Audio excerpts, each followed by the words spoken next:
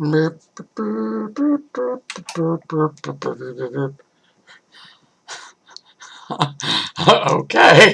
well, you're in my video now. Too late.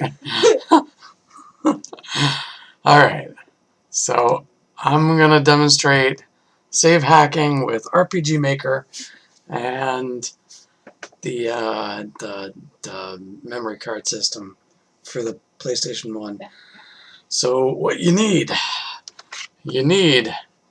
RPG Maker, you need the game you're going to be hacking, and then you need some saves that you want to look at. Them saves. You got the saves, you got all these saves here. So these two are like both default Ogre Battle saves, and this one's Ogre Battle with a crown, Ogre Battle with a trade ticket, and Ogre Battle with a trade ticket in a level. So what we're going to do is we're going to take a look at 3 of these using RPG Maker, and we're going to see if we can spot some differences. And I already know that there's not going to be a huge amount of differences between some of these things, so you know, but whatever. We're going to do it anyways, just as an example. So we're just going to copy them over to the main memory card. This is my default save. We're copying. Something to mention, Ogre Battle saves are 2 blocks. So we're not going to be able to manipulate much because they are 2 blocks. But we can at least see them and see how they're ordered around.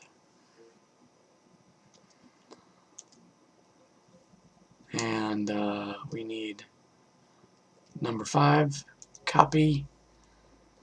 Yep. I'm gonna copy them. Copy. Okay. Yeah, so the reason why we can't really manipulate stuff is they're 2 blocks. So we can see we have the first save as the RPG Maker save that I just have chilling here. And we have these 3 saves that we want to take a look at. Okay. So let's put RPG Maker in.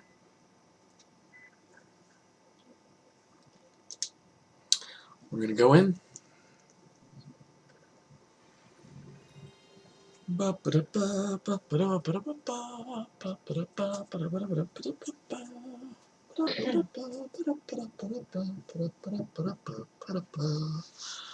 We're waiting for it to load.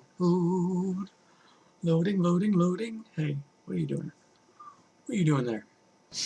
I'm seeing you. I see you. Alright. Okay, so we got this blank canvas. We went to RPG data. We are making a title screen technically. And the reason why we're using a title screen is because it gives us the option to use uncompressed data. So we need to use uncompressed data because we need to see the raw values of everything, and this is an easy way to do it. So we're going to go in. We are going to do something a little strange. These saves we just copied over, we're going to delete them. Yeah. We're going to delete these because we need to do something a little special here. Yes. Oh boy, cats. Oh, the cats are going crazy, huh? Hey, you go figure out what your brother wants. Alright. So, deleting the last save now. Yes, you doodle. Alright, so we got this one remaining, and its name is I. It's a background file. So we're going to go back. We're going to name this new blank canvas I, and we're going to prepare to save. And we're going to choose no, we don't want to compress anything. So I'm going to remove the old Ogre Battle memory card saves, and we're going to press no, and it's going to tell us that there's going to be data in here that if we're okay to overwrite, it will do it. So we're going to press yes, and now we're going to remove the memory card on block 8. So it obviously didn't finish, but it thinks it finished fine. So we're going to go in and we're going to load up our saved file, which is basically just going to contain the data that we just deleted, because the PlayStation and PlayStation 2 don't actually delete anything. They just kind of uncheck a box that says there's data here. So you can kind of fool it into showing you what data it previously wrote, and you can make that data good again. So if you look here, this is all of the actual save data for an Ogre Battle save. And as you can see, these are two saves here.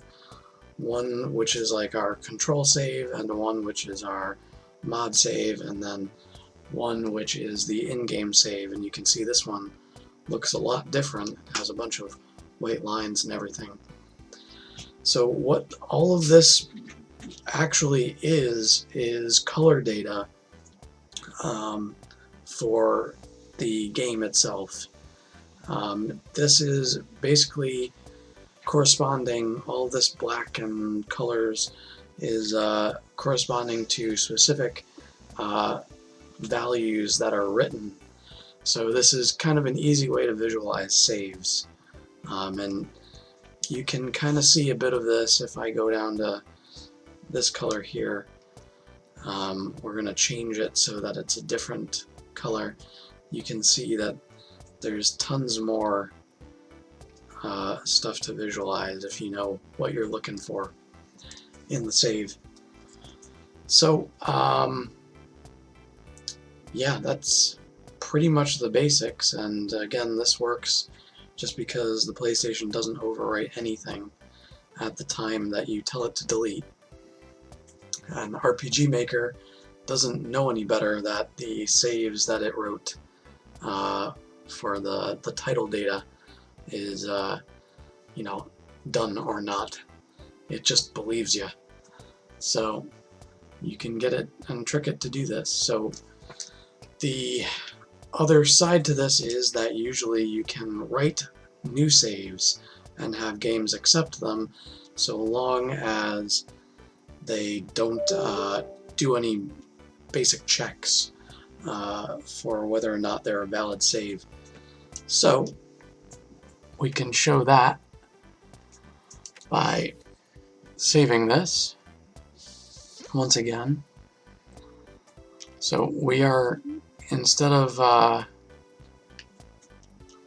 hang on, we got to get out first.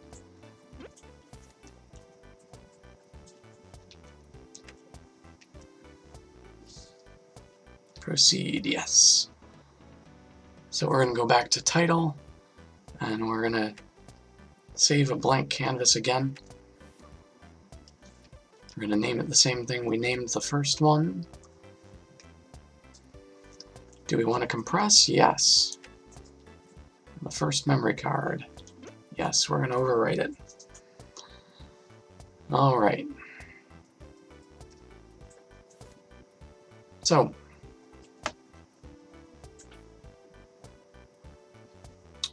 now we're going to reboot. And we're going to go to our memory card manager. And let's pop in the Ogre Battle disk right now.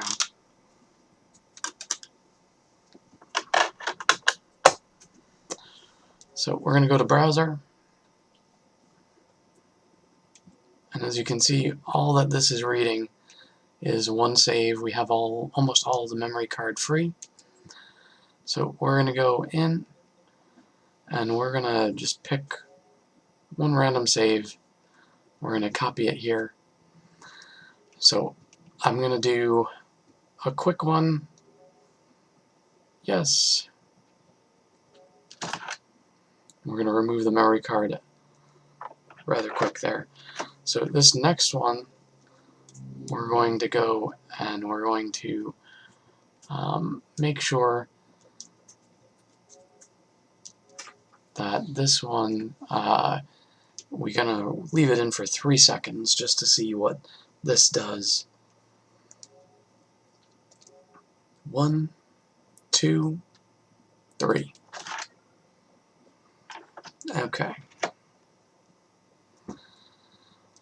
Okay, and now we're going to use this one, copy, and this is the same one. We're going to do this one for the longest. We're going to put it in for 4 seconds probably. So 1, 2, 3, 4. Okay. Alright. So now we've got a bunch of corrupt data here. And normally if the game has sanity checks, it will read as nothing. But some games don't. Ogre Battle doesn't appear to be one of those games, but we are going to test some things here.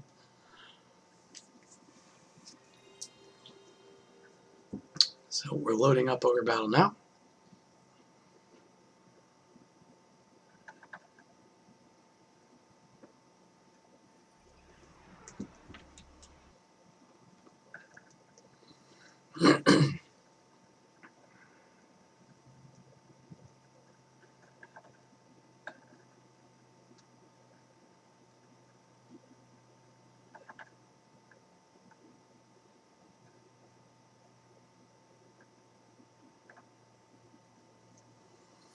Alright, continue. So we're going to have these 2 memory cards in here. And as you can see, we have some saves. Looks somewhat similar to what we have over here. So we're going to try and load, probably the most likely that will load, this one up first. And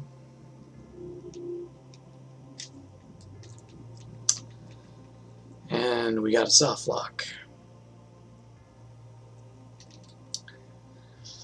Oh well.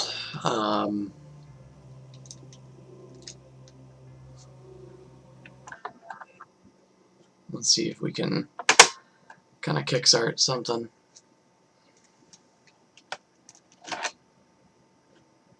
Load. No? Oh well. Let's restart and let's see if we can load another one.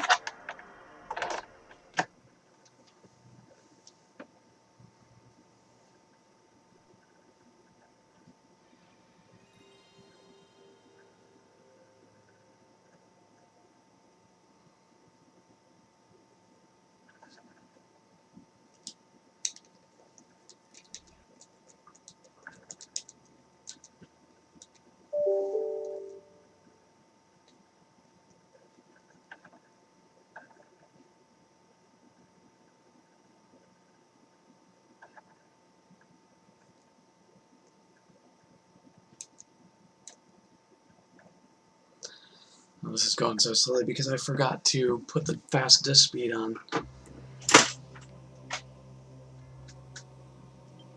Okay, so we're going to do the next likely to load.